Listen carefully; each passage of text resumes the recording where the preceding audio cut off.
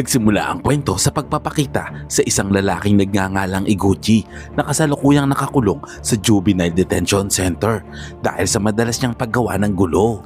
Si Iguchi ay kilala bilang ikalimang henerasyon na leader ng Tokyo Komai na tinatawag ding Mad Dog of Komai dahil palagi siyang nakikipag-away kahit nasa loob na siya ng pasilidad. Sa edad na 17, hindi pa rin natututo si Iguchi sa kanyang mga pagkakamali at patuloy na nagdudulot ng kaguluhan. Dahil dito, ipinadala siya sa solitary confinement bilang parusa. Doon, patuloy siyang nagpo-fold ng 1,000 paper cranes, ngunit imbis na mapakalma, lalo lang siyang nai-stress. Pagkalipas ng 6 na buwan, nakalaya si Iguchi mula sa kulungan. Bago siya umalis, pinaalalahanan siya ng gatekeeper na huwag na siyang gumawa ng gulo at siguraduhin hindi na siya babalik doon. Habang palabas si Iguchi, may 2 binatilyo ang tumaan at tinuksyo siya dahil nakita siyang lumabas sa detention center at tinawag siyang ex-convict. Sa pag-aakala nila na hindi sila papatulan dahil kalalabas lang nito, kaya inasar nila ito ng husto, ngunit sila ay nagkamali at agad silang inatake ni Iguchi gamit ang flying kick at ayun, bagsak ang 2 kamote.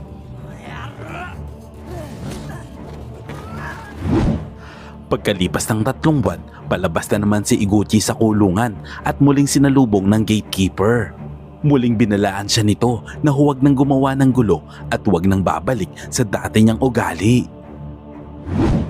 Makalipas ang ilang araw, sa isang yakiniku restaurant, binisita siya ni Ishido, ang hepe ng Juvenile Crime Police Supervision.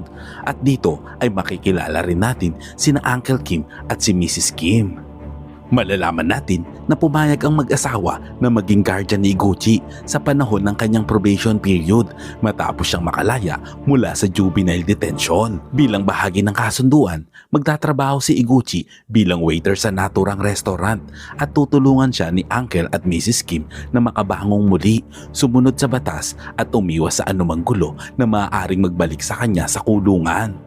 Bago umalis, muling pinaalalahanan ni Ishido si Iguchi na huwag gumawa ng anumang problema. Pinayuhan niya ito na umiwas sa grupo ng dating gang at huwag nang sumakay ng motorsiklo at laging magpakumbaba. Sinabi rin ni Ishido na kung sakaling makarinig siyang muli ng gulo na kinasasangkutan ni Iguchi ay personal niyang ibabalik ito sa detention center. Sa ibang eksena, habang patungo sa convenience store si Iguchi para bumili ng sigarilyo, napansin niya ang isang Kawasaki FX na motorsiklo na nakaparada. Hindi niya napigilang lapitan ito dahil iyon ay matagal niya nang pinapangarap ng motorsiklo. Ngunit nang biglang dumating ang may-ari ng motorsiklo, nagalit ito nang makita niyang hinahawakan ni Iguchi ang kanyang motor. Dahil dito ay hinamon ni Abe si Iguchi sa isang away. Sa una, natukso si Iguchi na tanggapin ng hamon, ngunit naalala niya ang kabaitan ni Uncle Kim, ang taong tumanggap sa kanya matapos siyang makalaya mula sa juvenile detention. Dahil doon, iminungkahi ni Iguchi kay Abe na doon na lang sila magharap sa likod ng convenience store kung saan walang makakakita sa kanila. Nagulat naman si Abe dahil pumayag si Iguchi sa kanyang hamon. Iniisip din niya na baka hindi taga roon si Iguchi. Pagkatapos, nag-alok pa si Abe ng pustahan. Ibibigay raw niya kay Iguchi ang lahat ng sigarilyo niya kung matatalo niya ito sa one-on-one fight. Nang marinig iyon, mas lalo pang na-excite si Iguchi. Ngunit iginit niyang sumo wrestling lang ang labanan nila dahil gusto niyang tuparin ang pangako niya kay Ishido na hindi siya makikisali sa isang suntukan o gulo. Nagulat si Abe sa kakaibang hiling ni Iguchi pero pumayag din siya sa huli.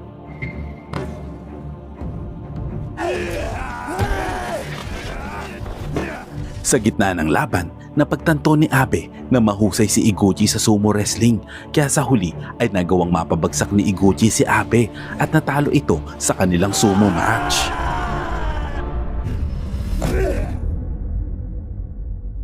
Katulad ng napagkasunduan, ibinigay lahat ni Abe ang kanyang sigarilyo kay Iguchi bilang tanda ng kanyang pagkatalo. Pagkatapos ng laban, ipinakilala ni Abe ang sarili bilang vice chairman ng Kirihito Gang. Pinakiusapan niya si Iguchi na huwag ipakalat ang nangyari para hindi maapektuhan ang balanse ng kapangyarihan sa kanilang lugar.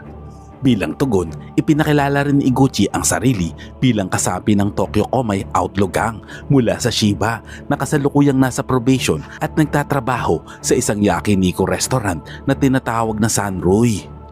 Pagkaraan ng ilang sandali, nagsimulang ikwento ni Abe kay Iguchi ang tungkol sa Kirihito Gang na binubuo ng humigit kumulang 100 miyembro. Ang pinuno nila ay isang lalaki na nagngangalang Tanzawa na itinuturing na pinakamalakas sa kanilang grupo. Ayon kay Abe, kahit siya mismo ay hirap labanan si Tanzawa. Pagkatapos ni Tanzawa, siya naman ang pangalawang leader ng gang, sinundan ni Taguchi, Shuya, Keiji at Keigo. Binanggit din ni Abe ang tungkol sa dalawang bagong miyembro ng gang na sina Shogo at Ryo na parehong mahusay makipaglaban. Nang marinig ito ni Iguchi, napangiti siya sa tuwa dahil napagtanto niyang marami ring malalakas na tao sa lungsod na katulad niya. Pero dahil siya ay nasa probation, alam niya na hindi siya pwedeng makipag-away sa ngayon. Pagkatapos nun, inimbitahan ni Iguchi si Abe na kumain sa restaurant ni Uncle Kim. Sumang-ayon lang ito, ngunit hindi ito nangako na makakapunta. Kinabukasan, labis ang pagkagulat ni Iguchi nang makita niya si Abe sa restaurant ni Uncle Kim. Hindi niya inaasahan na pupunta ito roon. Sinabi naman ni Abe na napadaan lang siya at naisipang kumain. Habang kumakain sila, napanood nila sa TV ang isang balita tungkol sa isang car accident kung saan namatay ang driver. Ayon sa ulat ng pulisya, nakakita sila ng maraming illegal na droga sa loob ng kanyang sasakyan. Hindi naman nagulat si Abe nang marinig ang balita dahil pinaghihinalaan niya na gawa iyon ng isang gang na tinatawag na Bakurakan Gang, isang grupo ng mga kabataang sangkot sa mga iligal na gawain at walang pinagkaiba sa mga kriminal na sindikato. Samantala, sa isang nightclub, nagkaroon ng pagpupulong ang Bakurakan Gang kasama ang lahat ng miyembro nila upang talakayin ang kanilang drug operations. Dahil sa paghina ng ekonomiya, mas madali raw nilang napapaasa ang mga tao sa paggamit ng droga. Ang Bakurakan Gang ay pinamumunuhan ng 3 magkakapatid, ang panganay na si Kasumasa at ang gitnang kapatid na si Koji at ang bunso na si Kenzo. Hindi nagtagal, dumating naman ang isa pang gang na tinatawag na neighborhood na pinamumunuan ni Harukawa kasama ang isa pang miyembro ng Bakurakan Gang na bugbog sarado dahil sa kagagawan ni Harukawa. Galit na sinabi nito na sinira ng mga tauhan ni Kasumasa ang kanyang sasakyan at humihingi siya ng 1,000,000 yen bilang bayad sa pagkasira at gastusin sa hospital. Walang pag-aalinlangan, agad na nagbigay ng 1,000,000 yen si Kasumasa kay Harukawa. Ngunit pagkatapos nun, nag-alok pa si Kasumasa ng 1,000,000 yen kung matatalo siya ni Harukawa sa one-on-one fight. Kapag natalo naman si Harukawa, siya naman ang magbabayad ng 2,000,000 yen kay Kasumasa. Labis naman ang kumpiyansa ni Harukawa at minamaliit niya si Kasumasa kaya tinanggap niya agad ang hamon. At dito nagsimula ang kanilang matinding labanan.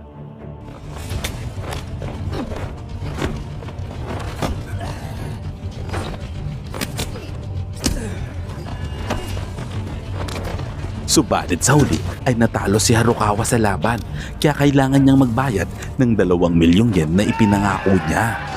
Gayunpaman, si Harukawa ay walang kakayahang makapagbayad ng ganoong kalaking halaga kaya binigyan siya ni Kasumasa at ang neighborhood gang ng kaunting palugit, ngunit may kapalit na kondisyon. Iniutos ni Kasumasa na kailangan magsilbi ng neighborhood gang bilang mga sundalo sa digmaan na balak niyang simulan laban sa Kirihito Gang. Kung tatanggi sila, siguradong may masamang mangyayari sa kanila. Teka kaibigan, bago natin ipagpatuloy ay maaari ba ako makahingi ng like? Simpleng bagay lang yan pero napakalaking tulong sa akin yan. At kung hindi ka pa nakasubscribe sa aking channel ay pasubscribe naman po. Maraming salamat. Sa ibang eksena, si Iguchi ay patungo sa restaurant matapos bumili ng mga groceries para sa kainan ni Uncle Kim. Habang naglalakad, nakasalubong niya si Abe na noon ay patungo naman sa bowling alley upang makipagkita sa kanyang mga kasamahan sa gang. Inimbitahan ni Abe si Iguchi na sumama sa kanya upang manood at makilala ang mga miyembro ng Kirihito Gang. Habang nasa biyahe, ikinuwento ni Abe kay Iguchi ang tungkol sa isang malaking labanan na naganap sa nakaraan na kinasangkutan ng 4 na kilalang gang sa lugar. Ito ay ang Guru, Kirihito, Ashura at SID. Ayon kay Abe, nagtapos ng malala ang labanang iyon. Maraming nasugatan at muntik nang magdulot ng digmaan sa pagitan ng mga grupo. Dahil dito, napilitan ng 4 na gang na lumagda ng isang kasunduan na wala ng labanang magaganap upang maiwasan ang ganitong gulo sa hinaharap. Pagdating nila sa bowling alley, ilang miyembro ng Kirihito Gang ang hindi natuwa sa presensya ni Iguchi. Pinagtatawanan at iniinsulto nila ito dahil iniisip nila na mahina siya at hindi karapat-dapat na makisama sa kanila. Maya-maya, dumating si Tansawa, ang leader ng Kirihito Gang, at ipinakilala ang sarili kay Iguchi. Ngunit dahil sa pang-aasar at pambabastos na natanggap, nagalit si Iguchi at nakalimutan ang kanyang probation kaya't sinubukan niyang hamunin ng mga ito sa isang laban. Ngunit bago pa man lumala ang sitwasyon, isang babaeng nagngangalang Shihiro na nagtatrabaho sa lugar na iyon ang pumagitna at pinakalma ang lahat upang maiwasan ang gulo. Sa gulat ni Iguchi, malaki pala ang respeto ng mga miyembro ng Kirihito Gang kay Shihiro, maging si Tansawa ay tinatakot at masunurin sa kanya. Gayunpaman, lalo pang nainis si Iguchi kay Shihiro dahil nakialam ito sa usapang panlalaki, bagay na hindi niya nagustuhan. Nang marinig ito ni Shihiro, labis siyang nagalit at sinabi na ayaw niya sa mga gangster at sa kanilang pagyayabang habang binabaliwala kung paano naapektuhan ng iba ng karahasan. Sinabi ni Shihiro na kung gusto nilang maglaban ay papayagan niya ang mga ito, ngunit tatawag siya ng pulis. Sa huli, nagbago ang isip ni Iguchi dahil ayaw niyang bumalik sa kulungan kaya't pinauwi na ni Tansawa ang lahat. Sa kanilang pag-uwi, sinabi ni Abe kay Iguchi ang pangalan ng babae ay Shihiro at nagtatrabaho siya ng part-time sa bowling alley. Bukod pa rito, si Shihiro ang nakababatang kapatid ni Yosuke, ang 5th generation leader ng Kirihito Gang.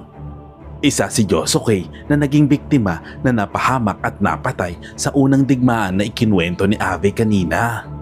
Nagsimulang magtrabaho si Shihiro sa bowling alley 6 na buwan matapos ang digmaan at determinado siyang pigilan ang anumang uri ng karahasan sa lungsod.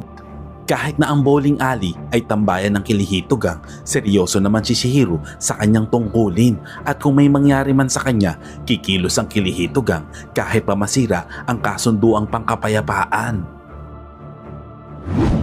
Nang sumunod na araw, pumunta si Iguchi sa bahay ni Abe kasama si Shogo at Ki.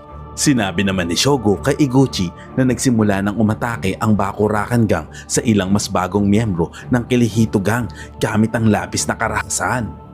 Pagkatapos nun, ibinahagi ni Shogo ang impormasyon tungkol sa Bakurakan Gang.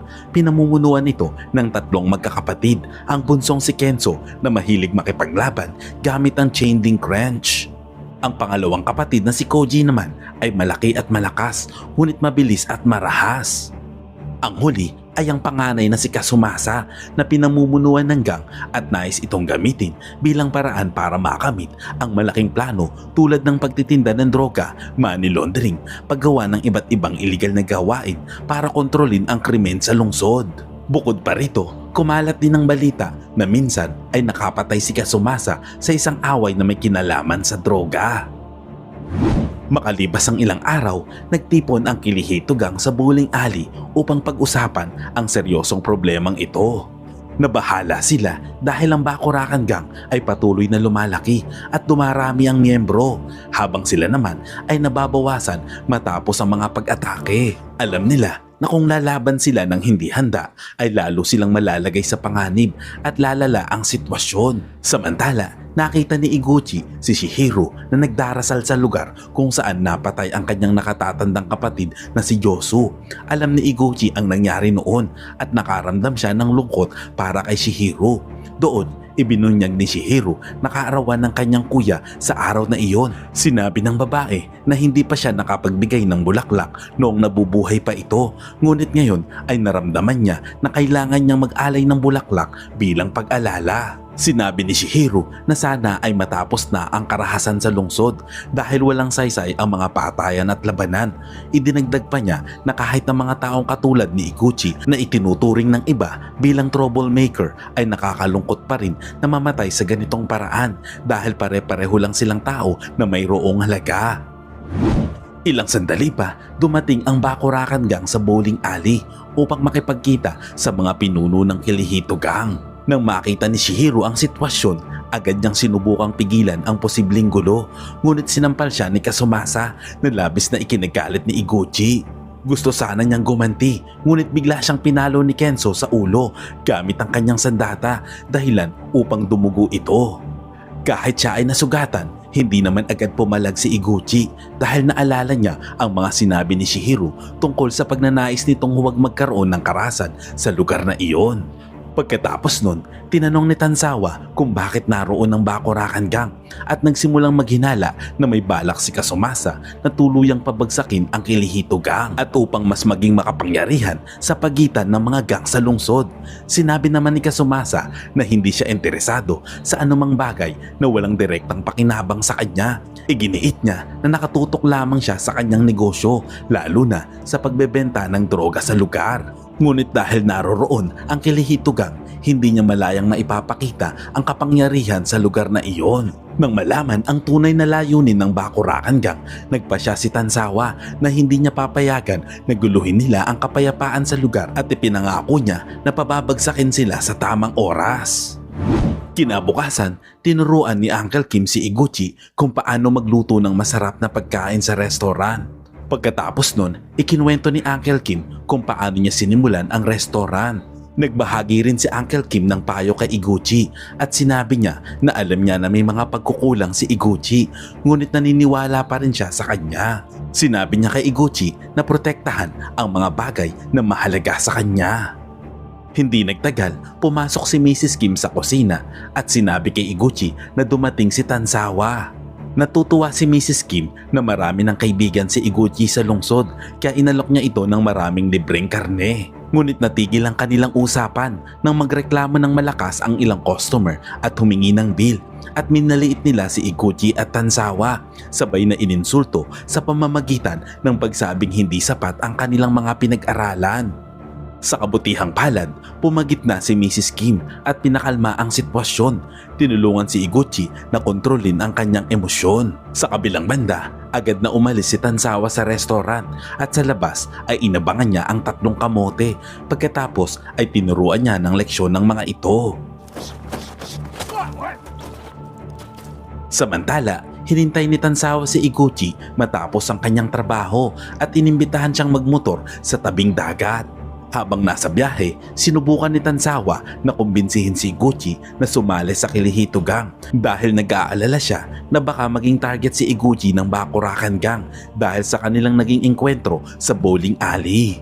Gayunpaman, hindi nagbigay ng malinaw na sagot si Iguchi kay Tanzawa dahil ang away niya sa Bakurakan Gang ay sarili niyang problema at gusto niyang ayusin ito ng mag-isa. Ngunit labis pa rin na nagpasalamat si Iguchi kay Tanzawa dahil sa pag-aalala sa kanya. Samantala, sa hideout ng Bakurakan Gang, nagplano si Kasumasa ng isang malaking operasyon upang atakihin ang teritoryo ng Kirihito Gang. Plano nilang puntiryahin ang bawat leader ng Kirihito Gang at ang bawat detalye ay maingat na pinag-iisipan.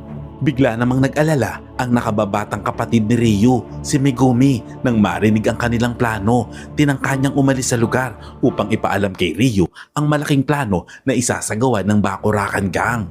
Ngunit napansin ni Kasumasa ang kilos ni Megumi at gumawa ng panibagong plano at inalok niya si Megumi na maghanda ng droga. Samantala, makikitang nagtitipon ang mga miyembro ng Kirihito Gang sa restaurant ni Uncle Kim. Nag-e-enjoy sa kanilang oras. Bukod sa isa sa mga tambayan nila, ang bowling alley, ay palagi na rin silang bumibisita sa restaurant dahil hindi lang masarap ang pagkain, kundi mabait din sa kanila si Mrs. Kim na madalas magbigay ng libreng pagkain sa mga miyembro ng gang. Nang dumating si Ryu sa restaurant, napansin ng isa sa mga miyembro na tila may itinatago si Ryu. Matapos ang kanilang hapunan sa restaurant, hiniling ni Abe kay Iguchi na mag-usap sila ng pribado. Pagkatapos ay inutusan niya si Shogo na dalhin ang kanyang motorsiklo sa gasolinahan at sinabi na susunod na lang siya pagkatapos. Habang nag-uusap sila ni Iguchi, labis ang pag-aalala ni Abe na baka muling ma-involve sa gulo si Iguchi laban sa Bakurakan Gang. Dahil dito ay natatakot siyang baka bumalik ito sa juvenile detention. Ayaw din ni Abe na mabigo niya si Mrs. Kim na labis na nagmamalasakit kay Iguchi. Ngunit tumanggi si Iguchi sa hiling ni Abe dahil naramdaman niyang kailangan niyang ipagtanggol ang sarili matapos ang nangyari sa kuya ni Shihiro. Dahil dito, nagkaroon sila ng mainitang pagtatalo at naitulak ni Iguchi si Abe at bumagsak ito sa isang paso ng bulaklak kung saan nasaktan ang kanyang balikat. Sa sandaling iyon, lumabas si Shihiro at tinanong sila kung ano ang nangyayari. Nagpalusot na lamang ang dalawa na naglalaro lamang sila ng sumo wrestling. Hindi nagtagal, sa kanilang pagpunta sa gasolinahan, tinanong ni Shihiro si Iguchi tungkol sa nangyari sa kanila ni Abe. Ipinaliwanag ni Iguchi na mabilis lang ang insidente. Sinuntok siya ni Abe ng isang beses, kaya gumanti lamang ito at nilinaw niya na hindi ito maituturing na away at tinawanan lamang siya ng babae. Samantala, sinabi ni Iguchi na nag-aalala siya sa maaaring mangyari kung muling makikialam siya sa mga gulo at baka makulong na naman siya sa juvenile detention. Matapos marinig ang kwento ni Iguchi, nagulat si Shihiro dahil ngayon niya pa lamang nalaman na kakalaya lang pala ni Iguchi mula sa juvenile detention. Ngunit sa kabilang banda ay nauunawaan niya na labis na nagmamalasakit lamang si Abe kay Iguchi kahit na hindi nito maiparamdam sa tamang paraan. Alam niya na ang tunay na hangad ni Abe ay ang kabutihan ni Iguchi.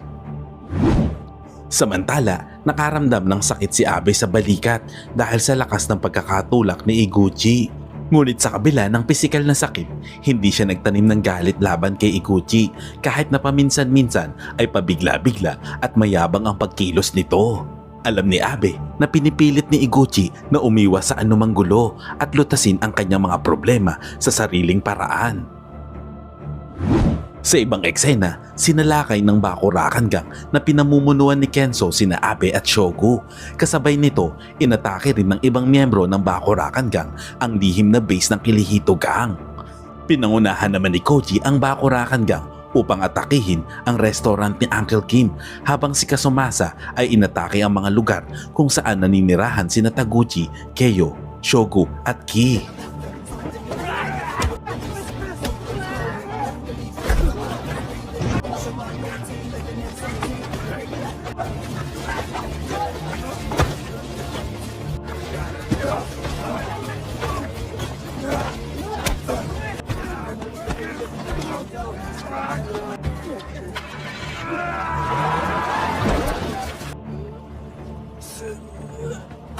Sa sandaling iyon, hindi pa alam ni Tansawa ang nangyayari, ngunit malaki ang posibilidad na maganap ang isang malaking labanan sa pagitan ng dalawang gang. Pagkatapos ng biglaang pag-atake, nakatanggap si Iguchi ng nakababahalang tawag mula kay Shihiro na nagsabing maraming miyembro ng Kirihito Gang ang malubhang nasaktan at ngayon ay nasa ospital. Pagdating ni Iguchi sa ospital, nakita niya kung gaano kaseryoso ang sitwasyon. Si Shogo ay nangailangan ng 2 tahi sa ulo at may fracture sa tadyang at braso. Si Abe naman ay may bali sa tadyang, basag ang binti at 8 sugat at ang isa rito ay malubha na nagdulot sa kanya upang mawalan ng malay at mapunta sa kritikal na kondisyon. Kahit na may 15 umatake sa kanya, naniniwala si Shogo na hindi umatras si Abe at hindi basta sumuko. Hindi naglaon, dumating si Ishido at ang kanyang team sa ospital upang imbestigahan ang kaguluhan sa pagitan ng Kirihito Gang at Bakurakan Gang. Sa pagkakataong iyon, ipinaliwanag ni Tansawa kay Ishido na hindi miyembro si Iguchi ng Kirihito Gang kundi isang kaibigan lamang. Dahil dito, inaresto ni Ishido ang mga lider ng Kirihito Gang maliban kay Keiji. Pagkatapos, nagpasya sina Shihiro at Keiji na umalis na at iniwan si Iguchi kasama si Abe sa ospital. Ngunit bago pa sila makaalis, biglang dumating ang isang kotse at kinuha ng mga miyembro ng Bakurakan Gang si Shihiro. Sinabi nila kay Keiji na kung gustong mabawi ng Kirihito Gang si Shihiro, kailangan nilang pumunta sa lumang pabrika sa susunod na araw. Kalaunan, pinakawalan din ng mga pulis ang mga lider ng Kirihito Gang. Samantala, tinanong ni Keigo si Ryu kung sino ang kausap nito sa labas ng restaurant noong nakaraang gabi. Dito inamin ni Ryo ang kanyang pagkakamali. Humingi siya ng tawad at ibinunyag na ibinahagi niya ang lahat ng impormasyon sa Bakurakan Gang. Ipinaliwanag niya na pinilit siyang gawin ito matapos siyang pagbantaan na may i-involve si Megumi sa mga aktibidad na may kinalaman sa droga at binidyuhan nila ang mga ito. Nang malaman ito, labis na nagalit si Tansawa at inutos kay Ryo na ihinto ang anumang pakikipag-ugnayan sa Bakurakan Gang. Kasabay nito, nakatanggap si Suya ng nakakabahalang tawag mula kay Keiji na nagsabing kinidnap si Shihiro ng Bakurakan Gang. Nang marinig ito, nagpasya si Tansawa na harapin ang sitwasyon ng mag-isa upang maiwasan ang karagdagang panganib sa kanyang mga kaibigan. Sinabi niya sa kanila na huwag mag-alala at ipinakita ang kumpiyansa na kaya niyang ayusin ang problema ng mag-isa. Ngunit hindi pumayag si Taguchi na pumuntang mag-isa si Tansawa dahil para sa kanila ang Kirihito Gang ay higit pa sa pagkakaibigan. Sila ay parang pamilya na. Sa di kalayuan, makikita si Ishido na narinig ang lahat at hinayahan niya na maganap ang isang gulo sa pagitan ng dalawang gang. Ito ay dahil gusto niyang mahuli ang Bakurakan Gang na matagal niya nang minamanmanan at mahirap hulihin. Pinahintulutan niya ang laban upang mas madaling maaresto ng pulis ang parehong gang ng sabay.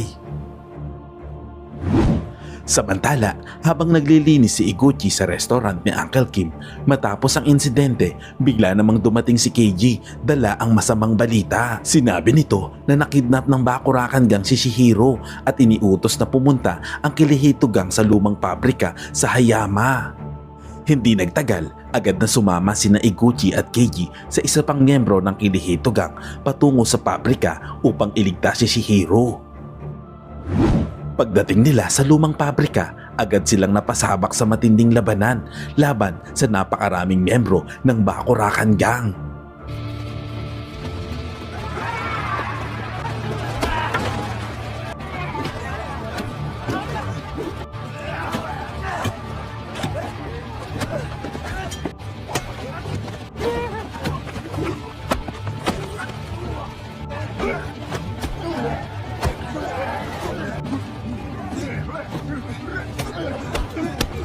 Sa gitna ng kaguluhan, dumating si Ryo sakay ng van at ginamit niya ito upang harangan ang pintuan ng pabrika. Nagsisisi siya sa pagtataksil at nais niyang tumulong na iligtas si Shihiro sa pamamagitan ng pagpigil sa mga kaaway sa labas. Dahil dito, nakapasok si Keigo, Tansawa at Iguchi upang harapin ang mga lider ng Bakurakan Gang at iligtas si Shihiro. Pagpasok, naghanda si Keigo para harapin si Koji habang sinabi niya naman kay Tansawa at Iguchi na umakyat na sa itaas upang iligtas si Shihiro. Nagkaroon ng matinding labanan kung saan direktang hinarap ni Keigo si Koji.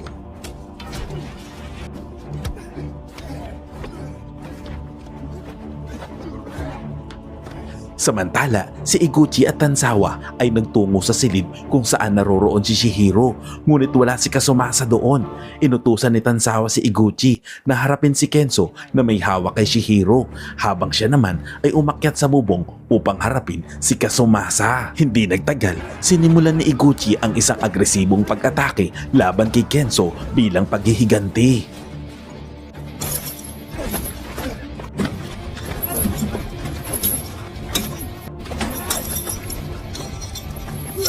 Kasabay nito, umakyat si Tansawa sa rooftop at mabilis na hinarap ang mga tauhan ni Kasumasa. Pagkatapos ay nagkaroon ng matinding labanan ang dalawang lider ng Kirihito Gang at ng Bakurakan Gang. Halos magkaparehas ang lakas ng dalawa, ngunit sa huli ay dinaig at tinalo ni Tansawa si Kasumasa.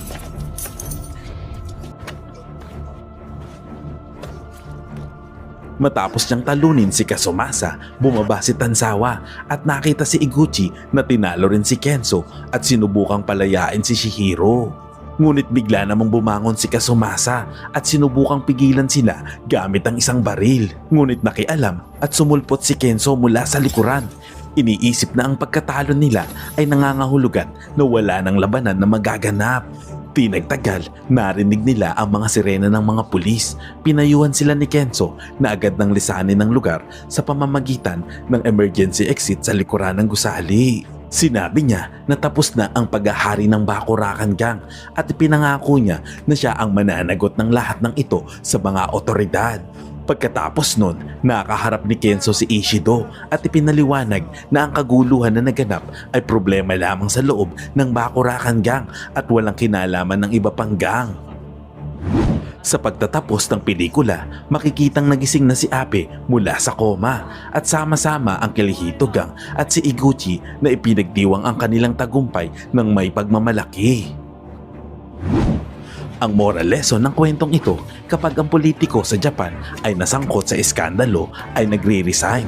Kapag sa Pilipinas naman ay nasangkot sa korupsyon ay humahabol pa ng senador at presidente. Aray ko! Salamat kaibigan at umabot ka sa punto ng video na ito. Anong masasabi mo sa ending ng kwento? Kung nagustuhan mo ito ay pwede ba akong makahingi ng like at pakitype naman sa comment section ang salitang Agnus Project. At kung bago ka naman sa ating munting channel ay pasubscribe naman po bilang suporta. At para maipagpatuloy natin ang paghahatid ng magagandang movie recap, panoorin mo na rin po ang buong movie pag may time ka. Sana'y nagustuhan mo kaibigan ang kwentong ating itinampok. Kung magkagayon ay baka naman pwedeng pakilike ang videong ito at pasubscribe na rin sa aking channel. Kung hindi mo naman ito nagustuhan ay pwede mong pindutin ang dislike button ng 2 beses para makasigurado ka.